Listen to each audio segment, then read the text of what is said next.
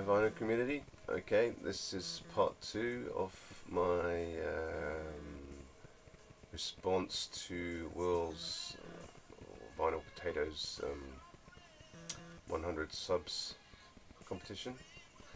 I'm going to continue showing more singles.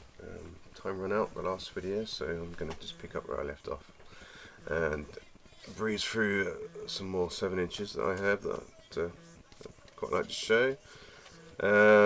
So picking up where I left off, this is 7-inch of the Boomtown Rats. I Don't Like Mondays.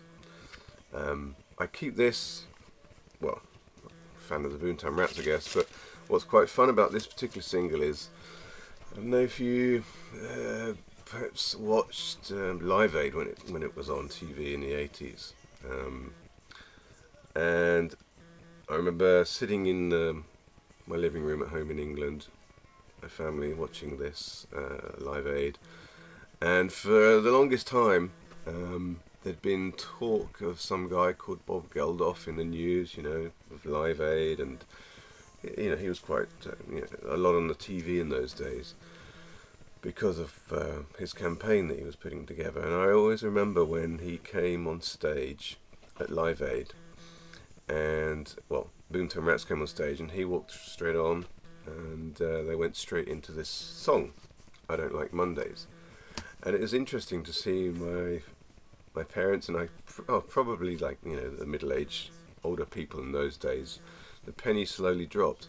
It's like, oh, it's him, because this single was one of the biggest selling singles in the UK, I think in '79, and so they hadn't necessarily put together Bob Geldof with this song, and when they saw him perform, it's like, oh, that's who he is. Anyway, little anecdote there. This is Billy Joel, gatefold sleeve, Modern Woman. Again, it's a little double disco.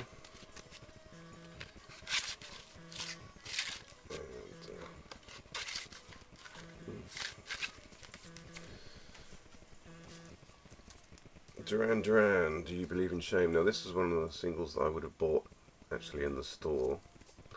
It says special limited edition triple pack, includes postcard.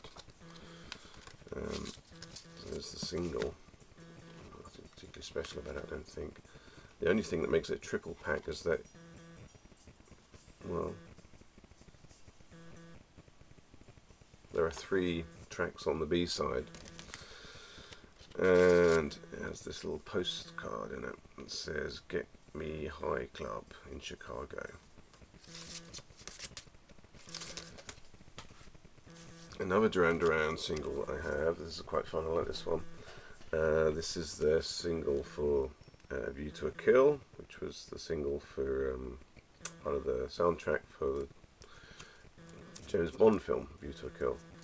And it's quite cool because you can take out this, it's got bullets there in the background, and then you slide in this here, and there's 007. Dun, dun, dun, dun, dun. Okay, next up, that's just some singles that I have. This is by Genesis. I don't know if this is much of a big single they released. Match of the Day, Pigeons, 1977, Inside Out on the B-side. It's a 3-track 7-inch single, or an EP I suppose you'd call it. I think there's something about that which I can't remember now. Maybe somebody could tell me. Mike Oldfield. This is kind of, I like the Virgin label on this, and you know, I would have bought this used, but someone's written their name here. I think the guy that would have owned it previously, perhaps. And I've always thought, you know, that's odd. Why do people write their names on their records? 'Cause I don't, but people do, or did at least. And it makes me think of this big stack of 7-inch singles that my mother-in-law has in California, Southern California. Keeps them in a tin. And I quite like going through them when I go there. And I remember sort of saying to my father-in-law, you know, they're beautiful singles, shame she wrote her name all over them, like, you know, on the inside label. And he explained to me that in the 60s, because yeah, a lot of these singles, they're sort of, you know, original Beach Boys ones that she would have bought, or Beatles and Elvis Presley, all the sort of the 60s hits that came out when she was a teenager that she would have collected. But my father explained that in those days, you know, when you had 7-inch singles, you took them with you when you went to parties, because people didn't have the access that they have to music now in the same way. So you go to a party, you took your stack of singles with you, and so did other people. And to make sure that you got them back at the end of the night, you wrote your name on them. And that's quite an interesting little fact. I've never really considered it. So that's why I think you find a lot of singles with names written on the label. So anyway, this is Tom Robertson Band. His big hit, 2468 Motorway. We've got Chubby Checker, The Twist. Let's Twist Again. 1960, I think that came out.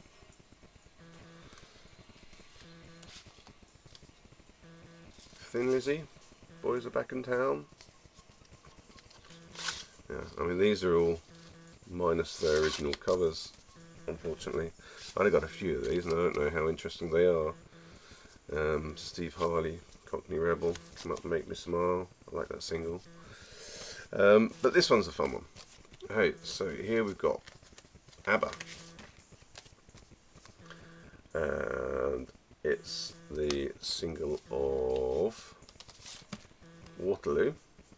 And what's special about this is it's sung in Swedish. So it was the version that would have been released here in Sweden. I don't know if it came out after. Well, I suppose it would have come out after they'd won the Eurovision Song Contest with that song Waterloo. And I guess most people around the world would be familiar with that song in English. This is the Swedish version. Let me show that one. Here's a box set which I have by the Sisters of Mercy. This is a limited edition, number 3201. Probably didn't sell many more of those. And so you open up the box and there's a bunch of stuff inside. Picture card. This is the Mercy. Here's the single. It's not coloured vinyl or anything like that, but and then there's a couple more sort of postcard type things inside.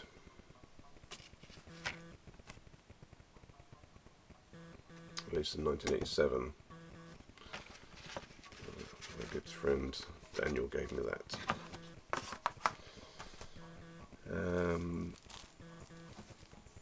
This one is perhaps quite an interesting thing to show. Janet Jackson.